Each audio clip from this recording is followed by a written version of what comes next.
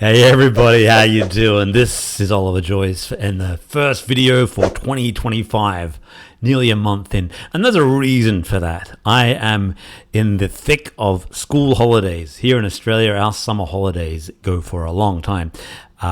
Basically, December 18 right through till February 6th, I think. You know, who's counting, right? But this year I'm taking basically the whole holidays off and I'm spending it with my kids. So not a lot of work has been done, and it's been full of adventure and fun. But I'm really looking forward to getting back into some game dev. Actually, though, the reason for this video is I have had a little bit of time, just a hint of time, to get a few things done on Lair of the Leviathan. I need to get back into in-game form, pronouncing things. And I wanted to show you just a couple of the updates I've been able to do. Basically, I think I've done maybe 2 full days work and a bunch of nights and so on, you know, just late at night getting in the game. But let's jump in, I'll just show you. And as you may well know, I've actually been spending most of my time on this game's development, basically, what is it now, 6 months into development, if you can believe that, working on the in-game editor, which David and I are using to build the game.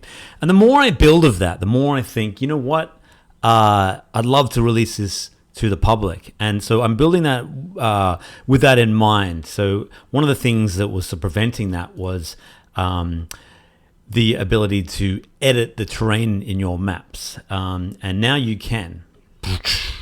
So if you go to the terrain, you can go edit terrain, user created map. If you go user created map, you can load a different image for the background if you wish, different image for the foreground. That's more for like town images where you have buildings in front and so on. A different image for the water and so on. Nothing's animated at this stage. Only we can do the animated backgrounds. You know, if the map editor proves popular and so on, I'll do tweaks and so on. But I'll turn that off for now. But you can load in, you know, your own images if you wish. And the other thing that was stopping it was in the past I had to use Godot to do the terrain editor. But now, boom, boom, it's in the game itself. So I can move around with the arrow keys and see all the various bits of terrain. Use the mouse wheel, I can kind of get the opacity up and down so you can kind of see what they do. Each tile you can see over here what that sort of tile represents. You know, FI is fields, forest, shallow, forest deep. And, you know, they have different impacts on the game. You know, if you're over the water, of course, you know, they move very slowly, and, you know, deep water, they'll drown and so on like that. And so what I could do here is if I click on mountains, I can, you know, I can sort of say, I can kind of trace along here if I want. And I say, yeah, I want this to be more mountains, mountains, mountains, mountains, mountains, just by painting on it like that with the mouse. I can also right click on a tile. Was it? I didn't write it down there. Yeah, I think it's right click. Yeah, right click on it. And you can see when I right click over there, it highlights what the tile is. And then I can just go field, paste fields, like that. If I wanted to paste more river, river, river, river, river.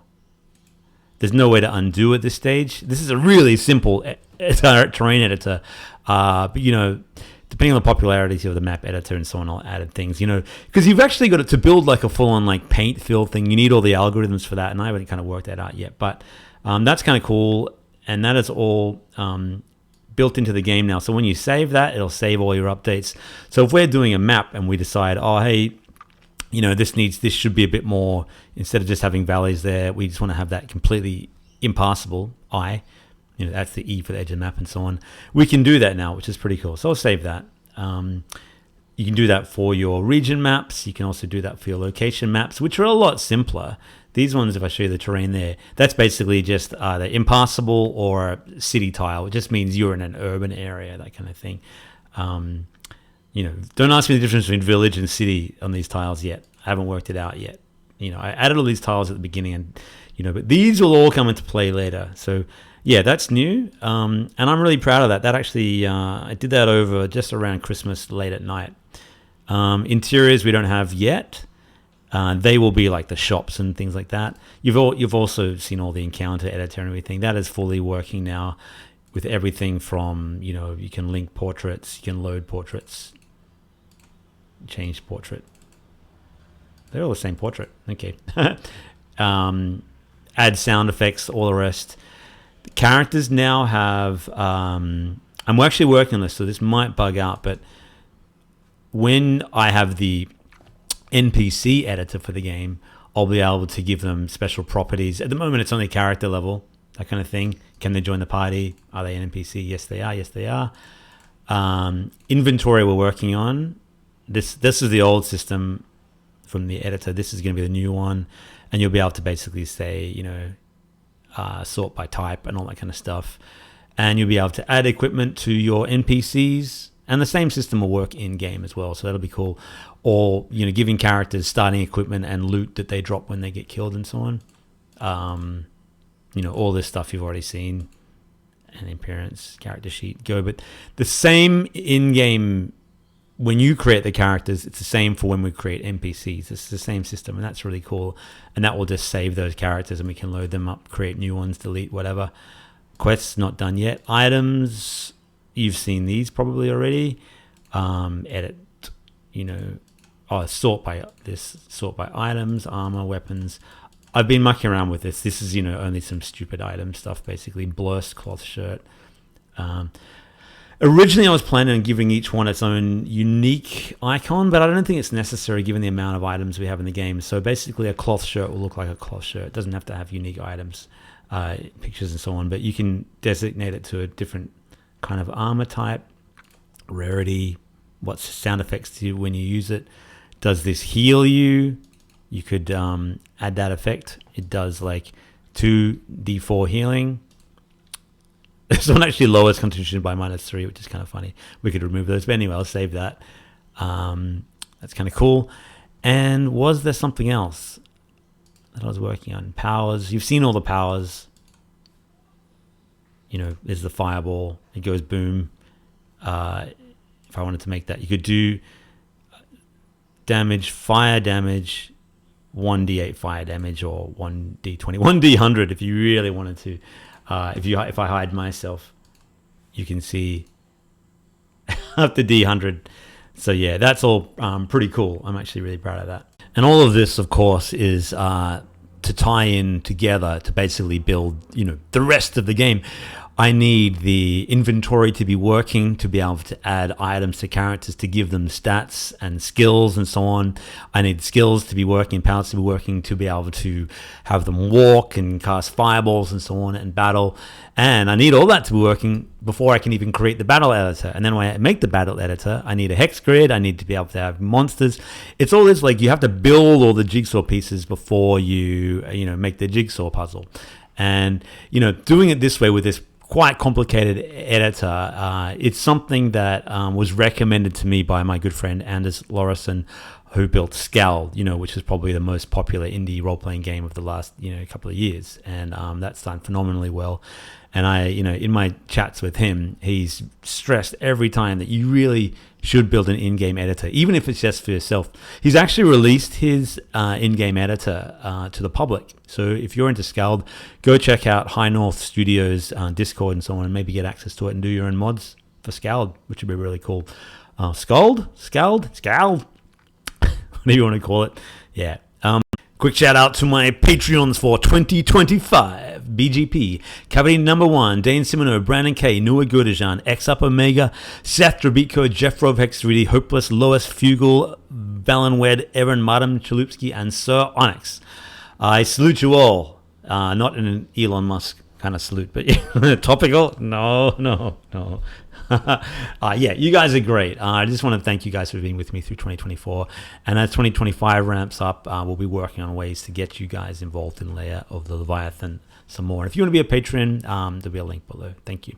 Yeah, one thing I just wanted to quickly share with you, which was Matt from the Discord pointed out to me that a TV GRY in Poland has just put together an awesome Swords and Sandals retrospective video on YouTube, and they're a big channel with 1.2 million subs.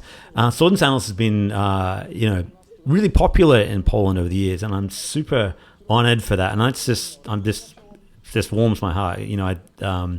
Probably Poland, Brazil, and Turkey, I think, have been the top 3 countries for Swords and Sandals over the years, and so it's just humbling that, without you guys, I would not be here. Still, older and grayer and, wiser doing this. So please go check that video out if you're a fan of Swords and Sandals. I'll put that in the link below, but it's YT Toasters?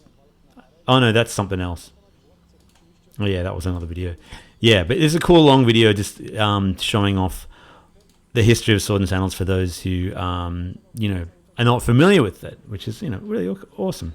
One other little sneak peek of news is I'm actually doing a very special interview with a very well-known game dev who is doing a series of interviews with other game devs over the last year or two. And he's invited me on his channel to do an interview, and that'll be coming up hopefully in the next few weeks. So once that's up, I'll post a link to that as well. Looking forward to it because he's a great guy, and he's done some fantastic interviews in the past, including one with my very good friend John Stayscale of Lost Relic Games. Please check out his game as well, Blood and Mead. Just look that up on Steam. It's looking excellent, I can tell you. There'll be more on that in the months ahead. All right. Here's to a great 2025. Hopefully a better 2025 than 2024 was. That year personally sucked for me and my family. It was just horrible. And things are looking up for 2025, both personally, professionally. I'm super excited to be working on Lair of the Leviathan with my good friend David Aaron from Nostalgic Realms. And, we're just putting together something I think is pretty special. And hopefully, fingers crossed and knock on wood, we will have a demo out sometime before the end of the year. And there'll be some more Sword and Sandals stuff coming soon. There's something else Sword and Sandals in the works. I'm just getting artwork and everything ready before I can put a Steam page up to show you guys that too.